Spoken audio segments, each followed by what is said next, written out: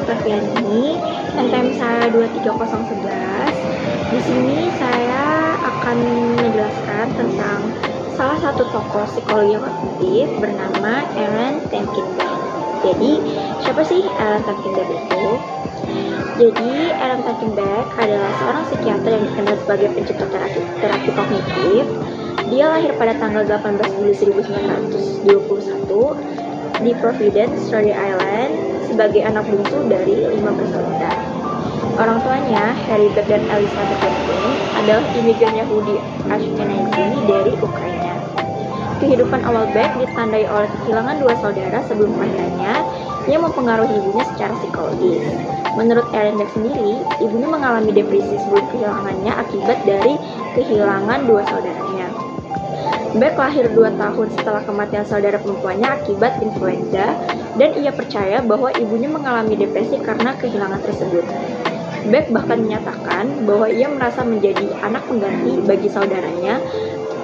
Meskipun demikian, Beck mengatakan bahwa ia merasa senang karena bahkan pada usia muda ia mampu menyembuhkan depresi ibunya. Beck lulus dari Brown University pada tahun 1942 dengan mengambil jurusan Bahasa Inggris dan Ilmu Politik. Pada tahun 1950, Beck menikah dengan Phyllis Beck dan pasangan ini dikaruniai 4 anak.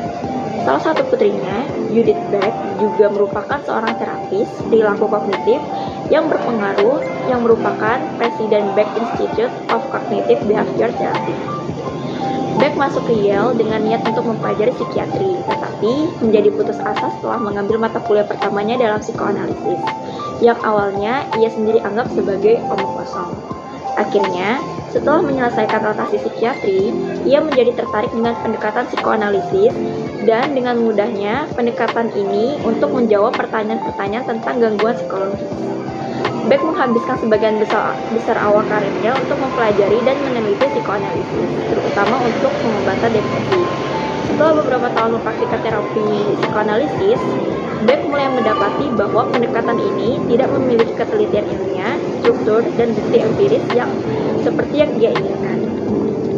Minatnya jadi beralih ke pendekatan kognitif, dan penelitiannya di bidang ini semakin meningkat setelah bekerja di Departemen Psikiatri di University of Pennsylvania, di mana ia mendirikan sebuah klinik penelitian depresi di sana.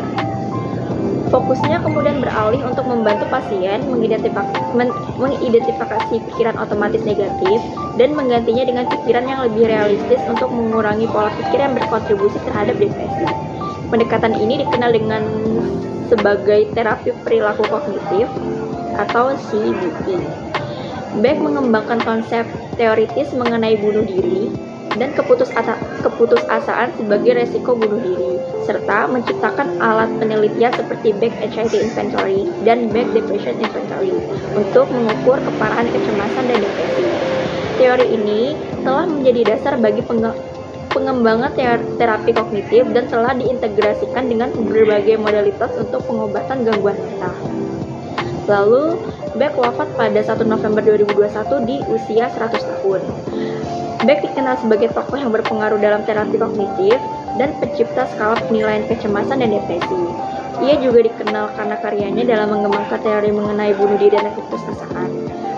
Kemudian, Beck wafat di rumahnya di Pennsylvania, dikelilingi oleh keluarganya. Ia dikenal sebagai seseorang yang sangat antusias terhadap pekerjaannya dan tidak pernah benar-benar pensiun karena cintanya terhadap apa yang ia lakukan. Lalu, bagaimana sih detail dari teori Aaron Temkin-Beck itu? Jadi, menurut Beck, jika keyakinan tidak berubah, maka tidak ada peningkatan. Jika keyakinan berubah, maka gejala pun berubah. Baginya, keyakinan beroperasi sebagai unit operasional kecil yang mempengaruhi perilaku dan tindakan. Beck meyakini bahwa perilaku disfungsional dapat disebabkan oleh pemikiran yang tidak sehat dan bahwa pemikiran ini membentuk keyakinan individu. Keyakinan tersebut kemudian membimbing tindakan seseorang, dan Beck meyakini bahwa perubahan positif dapat terjadi jika individu mampu mengadopsi pola pikir yang konstruktif dan meninggalkan pemikiran yang negatif. Jadi, sekian itu saja yang dapat saya sampaikan mengenai Aaron Temkin-Beck. Terima kasih.